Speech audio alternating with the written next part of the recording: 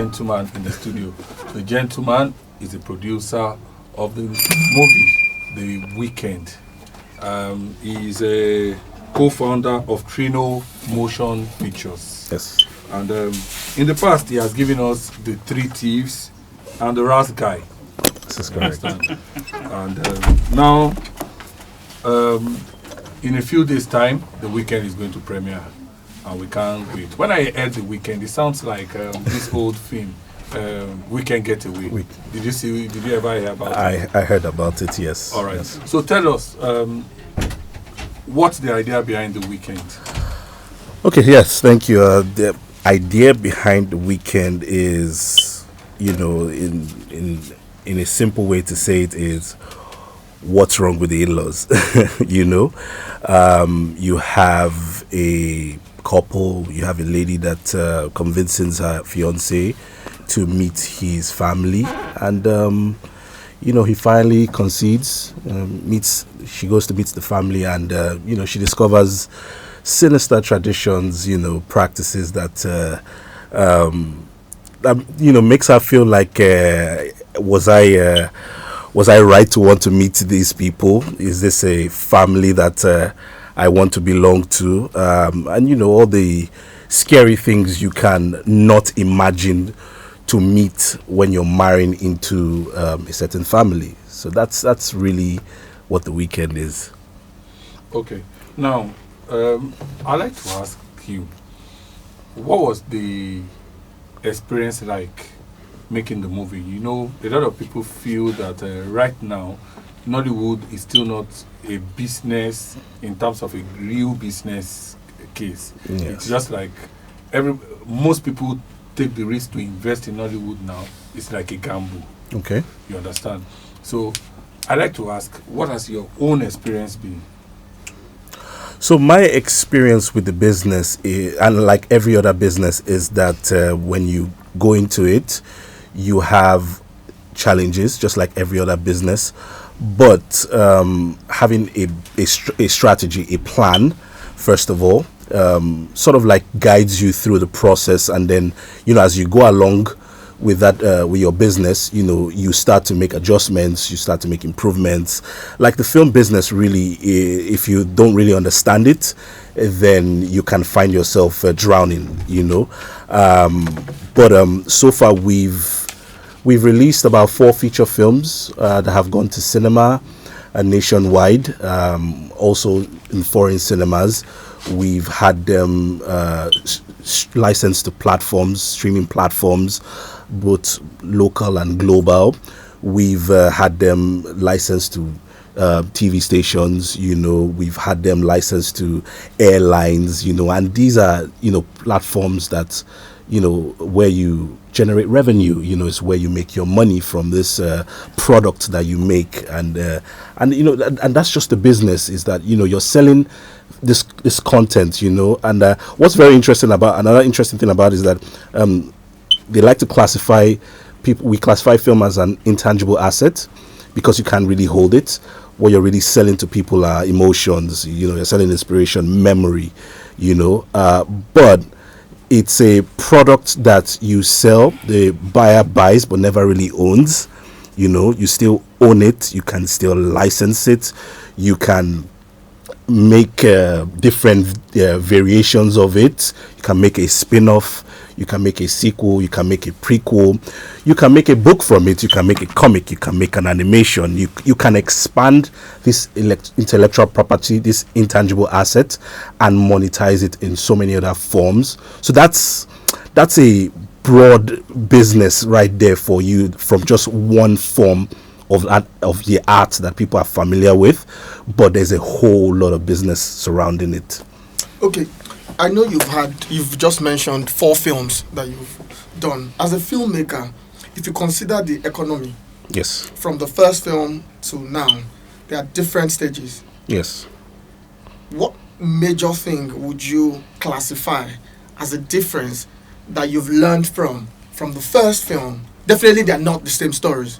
So from the first film to this current film, what's the major difference that you've seen and you've learned from ahead of whatever next project you'll be working on? Oh, great. That's a very interesting question. All right. So what I've learned is that for every product, I'm sorry, I keep using the word product. For every film that you make, you should have a strategy to sell it, right? Before you even embark on it, when you get that script, when you even get that idea, you should know how you want to position it and give it to the final consumer. Take for instance The Weeknd, right? The Weeknd, when we set out to make it, our strategy was to get it into an international film festival. We deliberately made a film to say this film we wanted to premiere in somewhere around the world, and we managed to achieve that, and then from there the next strategy is release it in Nigeria, do cinema. From cinema we can progress there. So what I've truly learned is that have a plan. Don't just set out to make a film, but have a plan on how you want to sell it. If you want to make a film that wants to go straight to streamer, make that kind of film. If you want to make a film that is for cinema, then you're going to make a film for cinema. And by selling it, I don't just mean the distribution plan. I also mean the marketing, which is very, very important. This is something that I've learned through the 4 films that we've released, is that you should have a marketing strategy. You should have a marketing plan. How do you want to position this movie? How do you want to communicate to the consumer? How do you want to how do you want to promote it? Who are the actors that you want to use to promote this film? What other platforms are you going to work with? What media partnerships are you going to put in place? So yeah, this is what I've truly learned, in my experience. So I loved when you talked about licensing and merchandising, which is more like the trend nowadays in the entertainment space for musicians, for filmmakers. Now, not a lot of people understand the basics or the business side of licensing and merchandising. They just sell off their creative works, intangible assets as you call it, and the buyer is able to mold it into whatever he or she wants to. And then, you have basically no say in whatever they do with it. Do you think it limits the industry in any way? And then I would now ask, okay, the Nollywood industry has witnessed eras, right? We've seen the eras of the Ogun days. We've seen the eras of the comedy times. We've seen the going back to the old school, the history makers time. What era are you seeing for the future of the industry? So the era I'm seeing really is an era filled with a lot of technological possibilities, and opportunities. It's an era where intellectual property, especially for us down here, has a lot of promise in the industry, right? You talked about merchandising. That's something that we haven't seen in its fullest capacity. And by merchandising, we haven't seen toys, we haven't seen, we've seen shirts, we've seen mugs, we haven't seen shirts. They are giving out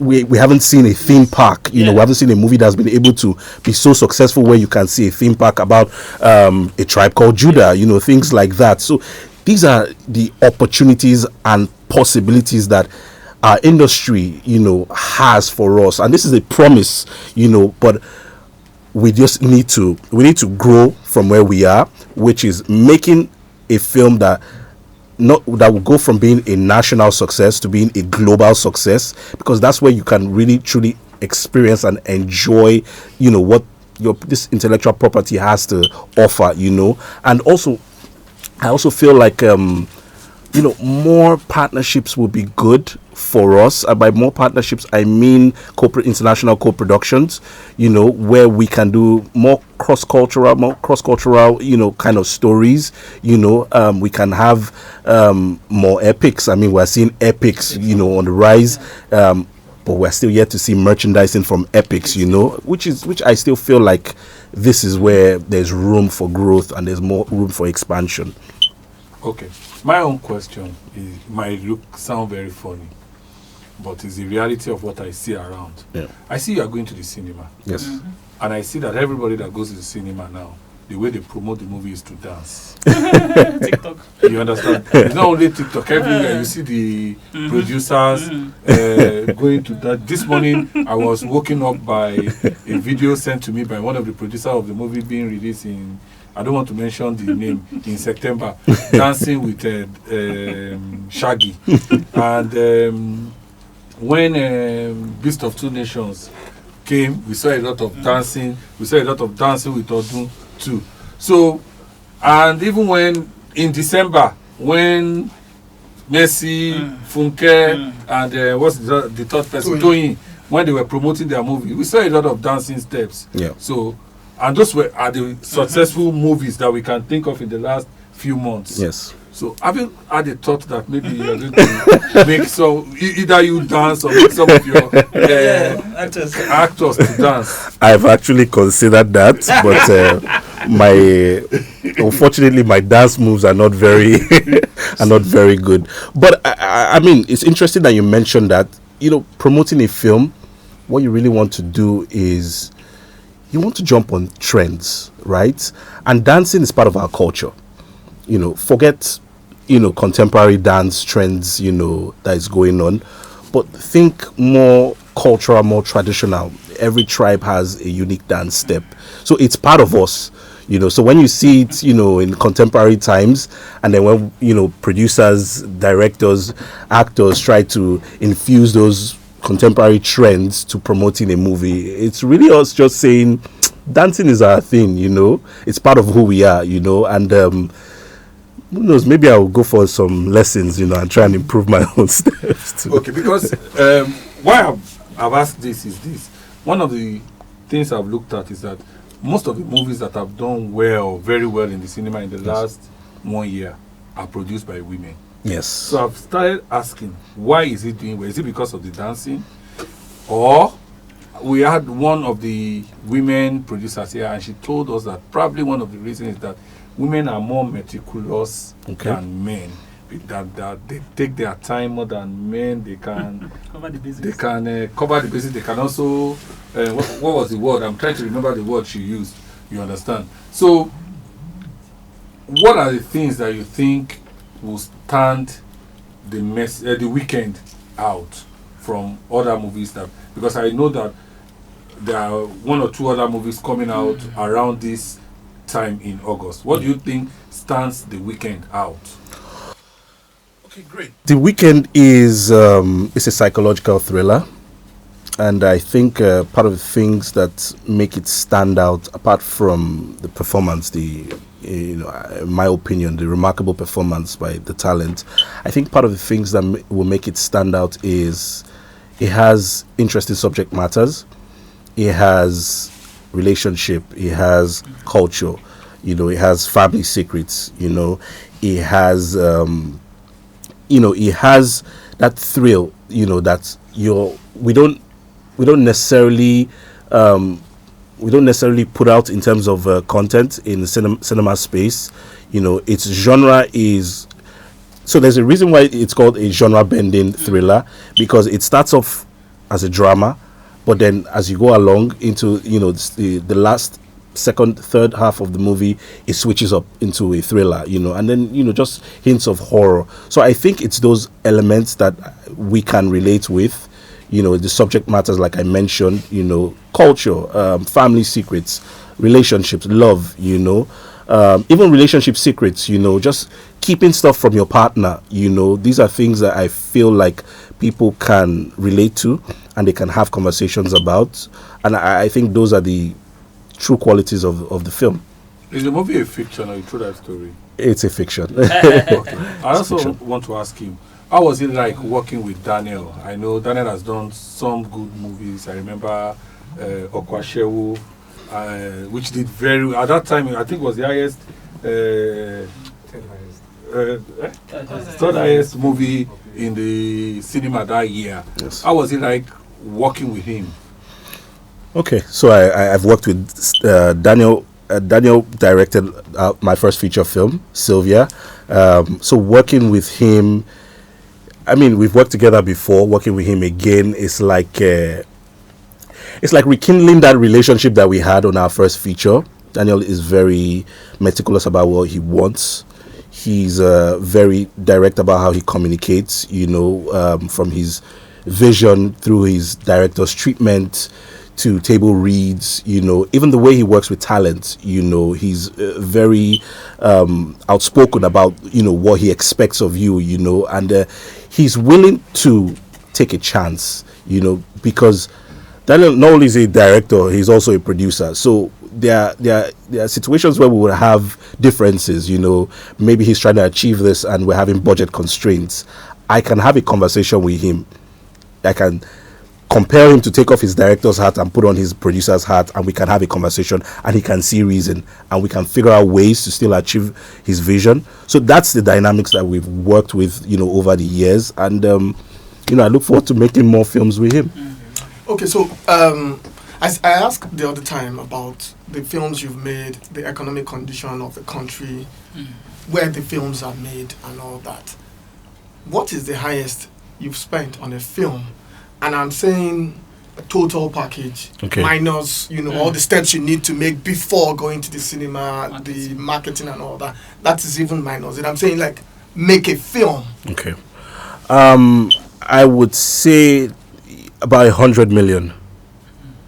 Yes. About 100 million.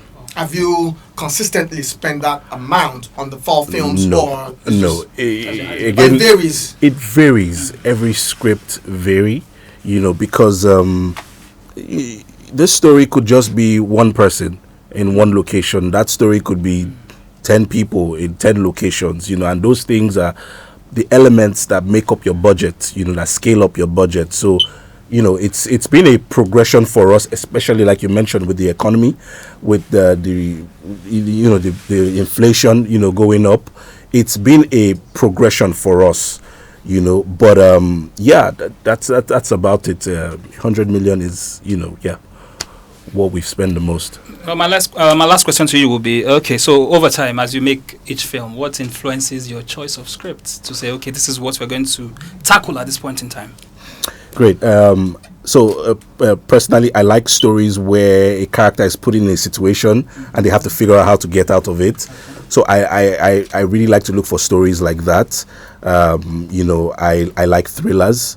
I like fantasy. I like comedy. So we're not very genre specific, but we like stories where there's always this unique selling point where what if what if this guy has an imaginary friend, and he leaves her and meets a girl in the real world, and then she comes to, okay, that's a good story. What if this lady goes to meet this family and she finds out that they are this and they are that, things like that. The what if question is something that plays also a factor, when I'm looking for stories that I would love to produce. Okay, my own last question, yes. I think. And we're running out of time, so I would like you to answer me in like 40 seconds. Okay. What do you think is the next thing that Nollywood should do to be able to get to the next stage? When you say next thing, next kind of film? No, as in the next phase of the development. I think infrastructure. I really think infrastructure is key. And by infrastructure, I mean studio. A world-class studio, a place where we can go and film without the challenges of where can we film, how do we get permission to film? Can we build ancient Benin? I really think infrastructure is key. That will really transform our stories. That will give writers the flexibility to really write what they want to write and not be scared that because we don't have the location, we don't have the infrastructure, we have to scale down. We'll give producers the encouragement to invest more money, to make films. You give directors the creative vision, to go ahead and just direct that film. So I think infrastructure is key. All right. Thank you, Uche, for coming on the program. The Weekend is coming out August 30th. Yes.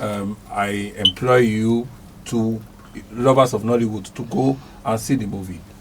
I'm sure that it's going to come out well with the people behind it.